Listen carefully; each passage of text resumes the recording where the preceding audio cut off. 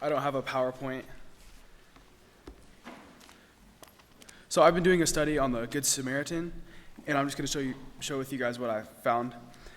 So let's read it first. In Luke 10, verse 25, it says, "And behold, a lawyer stood up to him and put him to the test, saying, 'Teacher, what shall I do to inherit eternal life?' He said to him, 'What is written in the law? How do you read it?' And he answered, 'You shall love the Lord your God with all your heart, and with all your soul, and with all your mind, and with all your strength, and your neighbor as yourself.' And he said to him, 'You have answered correctly. Do this, and you will live.' But he, desiring to justify himself, said to Jesus, 'And who is my neighbor?' Jesus replied, 'A man was going down from Jerusalem to Jericho, and he fell among robbers who stripped him and beat him and departed, leaving him half dead. Now by chance a priest was going down that road, and when he saw him, he passed by onto the other side. So likewise a Levite, when he came to the place and saw him, passed by on the other side. But a Samaritan, as he journeyed, came to where he was, and when he saw him, he had compassion. He went and bound up his wounds, pouring on oil and wine. Then he set him on his own animal and brought him to an inn, and took care of him. And the next day he took out 2 denarii and gave them to the innkeeper, saying, 'Take care of him, and whatever more you spend I will repay you when I come back.' Which of these 3 do you think proved to be a neighbor to the man who fell among robbers?" He said, "The man who showed him mercy." And Jesus said to him, You go and do likewise." So up until this point, it hasn't been specifically stated who our neighbor is, but Jesus answers this in a parable. And the lawyers are trying to trap him in his answer. So an unsuspecting man is taken, and everything valuable he has is removed from him, and this is when he's in his greatest need. And someone comes along and are given the opportunity to help him, but they are either, scared to get dirty, or they don't want to commit to the full healing process, and they just pass by. And this happens another time with the Levite, who the Levites are, I don't know if the priests and Levites are the same thing. Actually, that's a question I have. But a Levite is given the same chance, and he refuses as well. This is similar to us being given the chance to share the gospel with people, but refusing it. And 2 people are given the chance for this. This is like us refusing it twice. And then a Samaritan comes along and rescues the man. This is significant, I think, with this parable. This applies to the Jews, who the lawyers were Jewish. This applies to them because the Samaritans were seen as enemies to them, kind of. And this is saying human enemies. That means nothing almost, because anyone can be your neighbor. Anyone can help you. And this is not to suggest that he's less in the eyes of God, because this is actually showing that he is the same, equal in the eyes of God. Let me see what I have written down. Sorry.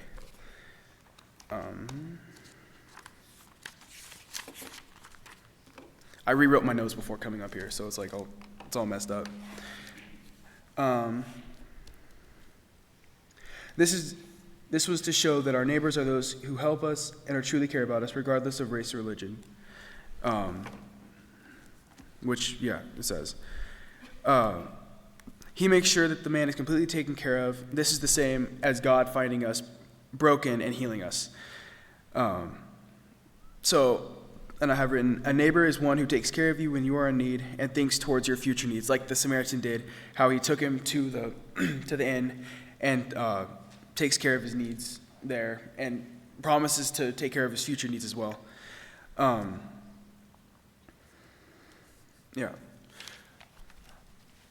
then there's 3 characteristics of the Good Samaritan I want to look at. The first one is compassion in Luke 10:33. A Samaritan, as he journeyed, came to where he was, and when he saw him, he had compassion. He could have easily kept on his way and ignored the man, but he chose to stop and I don't know what journey he was on, but he just completely stopped and sidetracked to help this man. And also I want to point out that compassion and pity are not the same thing. this is important to realize. You pity, I don't know, you pity someone that's, less than you. Like, you pity animals and children, not saying children are less than you, but you're just like, oh, did you scrape your knee? Like, and then you have compassion for your brothers or your equals. And this is being acknowledged by Jesus and by the Samaritan, that like they're equal, and I'm treating you like a brother, like, and I'm going to help you because you are my brother. We're all humans. We're all equal in the eyes of God. The second one is mercy. Luke 10:34. He went on to him and bound up his wounds, pouring on oil and wine. Then he set him on his own animal and brought him to an inn and took care of him. Compassion is nothing if you don't act on it. You can feel sorry for someone as much as you want, but if you're not like going to act on it, what's the point? He could have just walked right by, been like, oh, I feel so bad for you, and then just like forgot about him half a mile down the road, like he was just like roadkill or something. That wouldn't have accomplished anything. Romans 5:7-8. Let me get to that.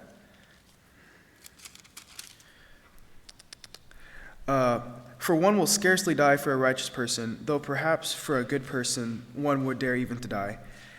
But God shows his love for us in that we were still sinners, Christ died for us.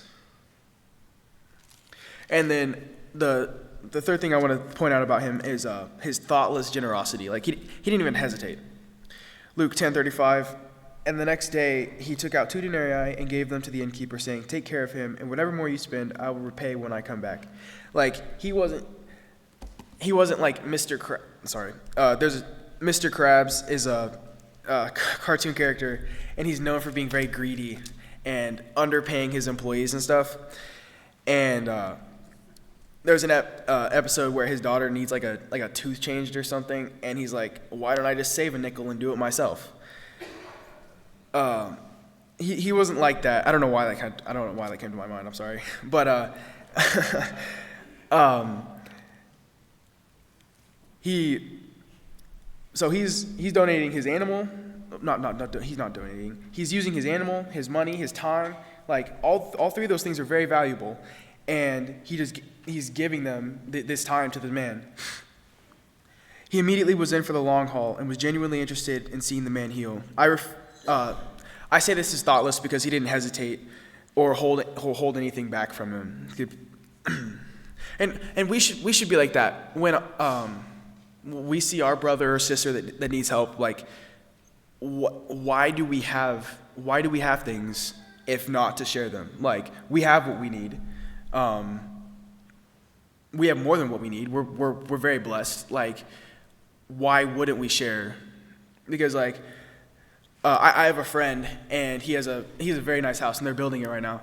And he tells me every time he sees me, he's like, what I have is yours. The reason God gave me all of this is to share with you. Like, what's the point of having it all if I can't use it? Because like, he only has a single sibling and then 2 parents, of course.